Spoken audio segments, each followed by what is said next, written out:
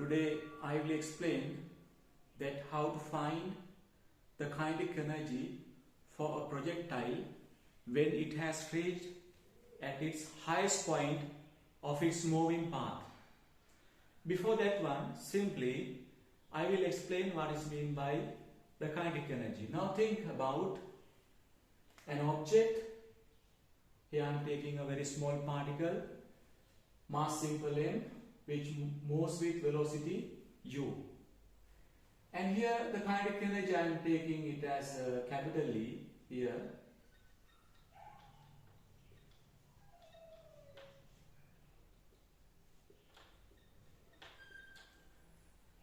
It becomes half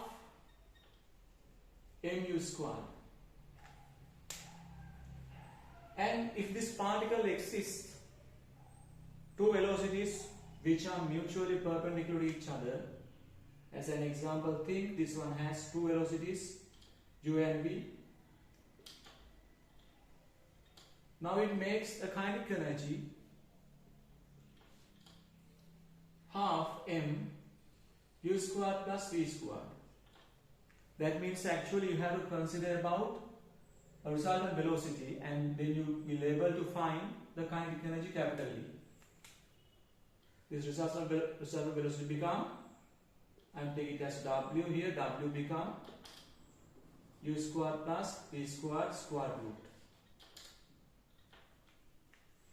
And if it exists three velocity components which are mutually perpendicular like this, I am taking them as v1, v2 and v3. They are perpendicular to each other. That means they are exerting along three axes which are perpendicular to each other. And now here, if I need to take the kinetic energy for this particle, then I can take it as half m v1 squared plus v2 squared plus v3 squared. This one is the method that I can take the kinetic energy for this particle. Here again I have selected the resultant velocity for this particle. Now here, if you are taking the kinetic energy, always we have to consider about half m u squared or otherwise half mv squared. Now here we are trying to take the kinetic energy of a projectile at its highest point by an instant method. An instant method, that means you can take its kinetic energy in 2 seconds.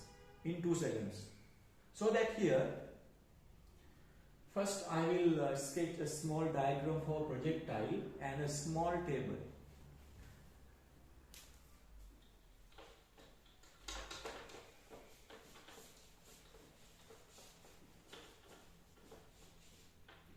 Now here, this one becomes the projectile and I am launching it with velocity u, mass becomes simple m, and here it has raised to its highest point. Now here I need the kinetic energy at this point. I am taking the kinetic energy as here Ke. Think that the kinetic energy at the point of projection as capital E. I am taking kinetic energy as capital E joules. Now here I am arranging a small table containing 4 columns. First one theta. Here there are another 2 columns. I am not explaining them now. And I am finding capital E. Now here think about the angle of projection, here theta as 30 degrees. Then I will have the kinetic energy at the highest point as 3e divided by 4. And also when theta becomes 45 degrees, I can take the kinetic energy as e divided by 2 at this point.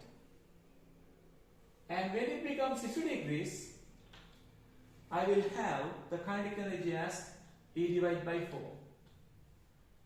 When theta becomes 90 degrees, that means if I am launching this one directly upward, then kinetic energy becomes 0 at the highest point of its moving path. Now look at the relation here. When theta becomes 30 degrees, I am having 3 divided by 4. When it becomes 45 degrees, E divided by 2. You can see the values that I took here simply. Now here, I will explain the instant method that I took the kinetic energy here. Now think about cos theta. Cos theta becomes root 3 divided by 2 when theta equals 30 degrees. For 45 degrees, it becomes 1 over root 2. When it becomes 60 degrees, it becomes half. When it becomes 90 degrees, it becomes 0. And here, take the square root of these values. Now here I will have 3 divided by 4. And here it becomes 1 divided by 2. Here 1 over 4, and here I will have it as 0. I have taken here cos squared theta.